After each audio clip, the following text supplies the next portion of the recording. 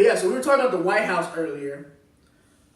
This one lady who she's been in the news a lot lately, Miss Omarosa. She got, apparently I saw on the thing, she got physically dragged out the White House, and she was like cursing and yelling, and they couldn't make her leave. Like what?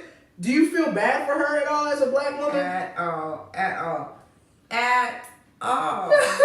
You don't feel bad for her at all. No. And like somebody was saying like, oh, you shouldn't be like that, man. She's black at the end of the day. And I was like, no, she's not black no more. She's not. I don't, she shitty picked people her. are just shitty people. Right. You know what I mean? She picked what she wanted to do. She rolled with Trump. She did. She even made a list. It was called like black people that are dangerous to the White House. I was like, how you gonna come back to us after all that? Like you picked what you wanted, and Trump did what Trump does best. He fired people. I interviewed Omarosa at the BET Awards a couple years ago. No way. Yeah, on the red carpet, and it was really interesting. And she just didn't really look me. I gotta find that interview because I have this on my computer. Oh yeah, I didn't erase all. Oh fuck!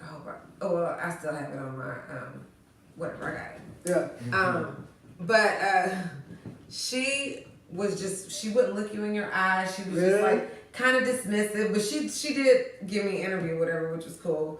And she was just kind of like and I was like, what do your nails match your toes? Like, do you always match your toenail polish with your nail polish? And she was like, yes, okay, because the carpet has to match the drapes. Thank you. What? I was like, oh, okay. But she just seemed weird to me. Like she seemed like she did like an interview and they were saying like the cadence she had was like the same as Ivanka's. Like they obviously have like the same like speech coach in the White House. Like I would really love to be a fly on the wall in that White House to know what's really going on. Like I heard like Donald Trump is actually like depressed and like he eats all these bad foods all the time and he watches like 8 hours of TV a day. How does he have time to do that? I barely got a job and I don't have time to watch 8 hours of TV a day. In fact, I don't have a TV, so I can't watch 8 hours of TV a day, but that's whatever. But like how are you president and you watching 8 hours of TV? You know how long 8 hours is? That's 8 hours. That's a long time. They say he has dementia.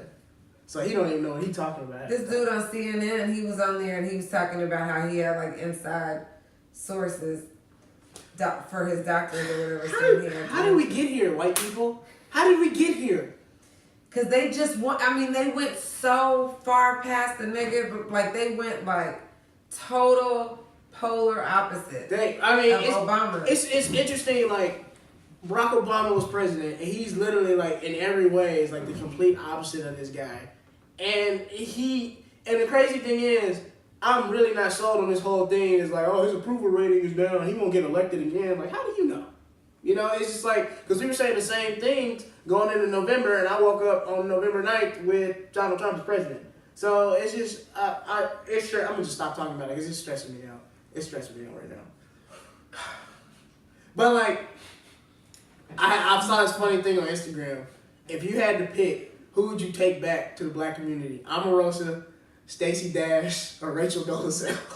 I'll take Rachel. That's what I was saying. She's not even black, but technically, she's done more for black people than Stacey or Omarosa. I was flattered, honestly, by her. Right. Like, because nobody ever wants to be black. Right. I'm like, any bitch that wants to be black, like, you want to take this shit on? Right. And you know what I mean? Right. What? Because people want to be black. People want to be black, but not to her extent. You know what I'm saying? Yeah. It's like Paul Mooney always said, like, everybody wants to be a nigga until it's time to actually be a nigga. Like, that's how it always goes down. And so, like, I kind of appreciate Rachel. Like, she went all the way through it. She did. And so, like, she was getting her hair braided. Right. So I would probably take Rachel over Omarosa and Stacey Dash. Yeah. That's what I think. I can't deal with Stacey Dash. I cannot stand Stacey Dash. I can't deal with her. She ain't even fine no more. No, she's really not. Like, she is, but I'm saying, like, I can't even think of her like that anymore. Yeah, exactly. Like, that's not the cute girl from Clueless that I had a crush on. You know, like, that's not her.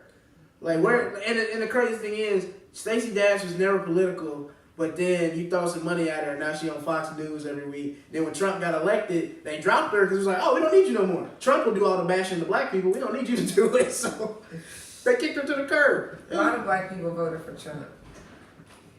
For other reasons. It's crazy. Like, Because like I said, it was like 80% of black men voted for Hillary, so that means 20% voted for Trump. And 20% is a large number. Not blaming black men voting for Donald Trump, that's the reason we won. We all know the reason Donald Trump won is because the majority of white people voted for him. Like, that's just the truth. 53% of white women voted for Donald Trump, and then over 60% of white men voted for him. But it's just like 20% of black dudes voted for Donald Trump. Like, how? Like, you can't really give me a reason of why, like, you think that's okay. Like, it makes no sense to me. It really, as a black man, it really upset me. You know what I'm saying? Really upset me. Because I was like, I walk into a barbershop, that probably means like 2 out of 10 niggas that I know probably voted for him. It's the truth. That's a lot. That's a lot. That's not, 20% is not a small number. Yeah, that's not a small number.